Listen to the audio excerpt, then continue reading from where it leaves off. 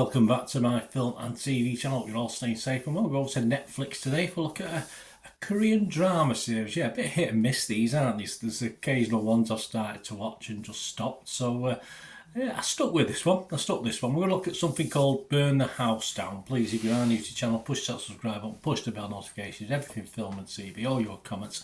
Very, very welcome. Information vlogs, reviews like this, yeah, just give us a follow and jump on board. It'd be great to have you.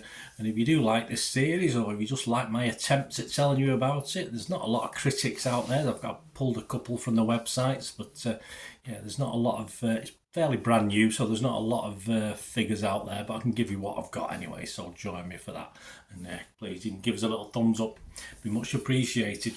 Right, so, yeah, you can watch it as normal, either subtitles or the dub version. I thought the dub version was fine, nothing special, okay, it wasn't a total disaster. Netflix, over 8 episodes, 44 minutes approximately, a bit up and down as it tends to be these days, and it is based on a manga original, yeah, so obviously based on manga.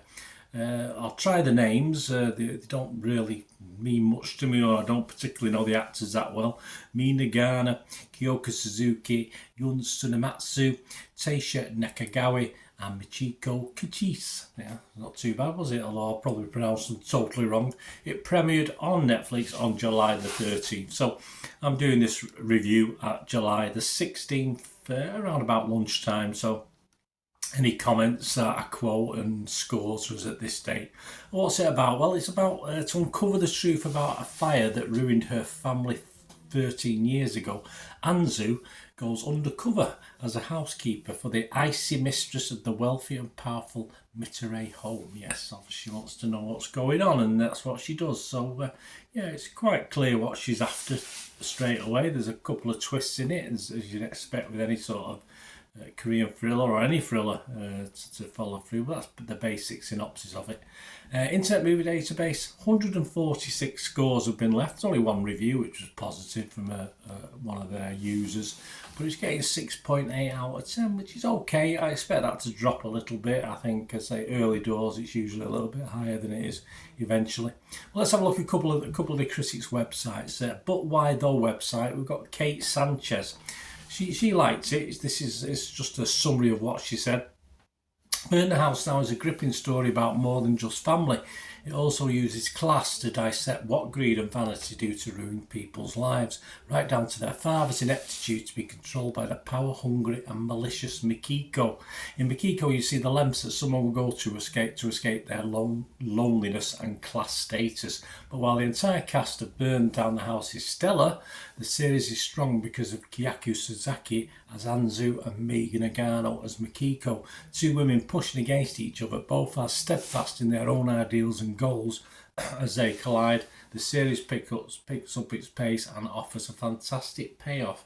Yeah, I slightly go against that one, but let's have a look at what Karina Adelgard said from Heaven of Horror website. She said, Burn the House Down is a suspenseful revenge drama that works really well. The more sinister and yes, somewhat campy at times moments work brilliantly. When things turn a bit more of a soap opera drama flavour, I find myself losing interest. I still think the revenge story is strong, but the execution could have been better. Yeah, so my little thoughts, guys, I'm more in line with that latter critique. I was intrigued early doors by the early episodes, and it did keep my interest, which, as I said, doesn't always work for these foreign language dramas, whether they be Korean, Mexican, it doesn't matter what they are.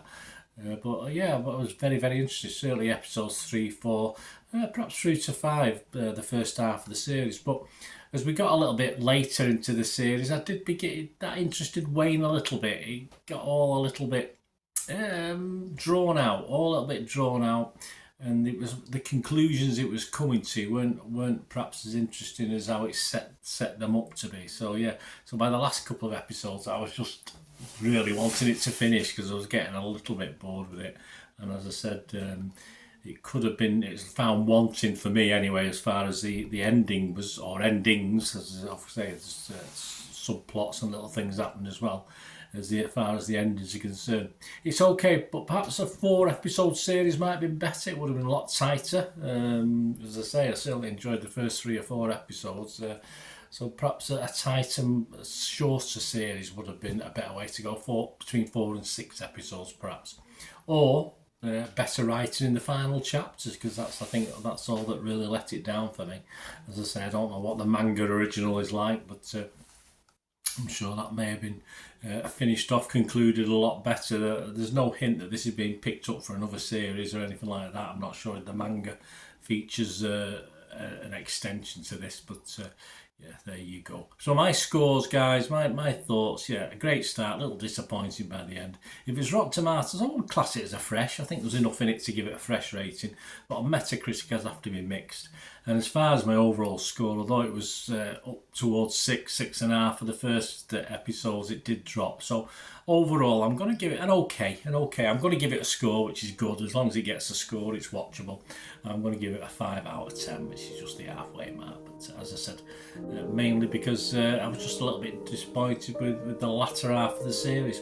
Let me know what you think, guys. It'd be great to hear from you. Until we meet again, that's one thing, don't I? Please stay safe, everyone. Bye for now.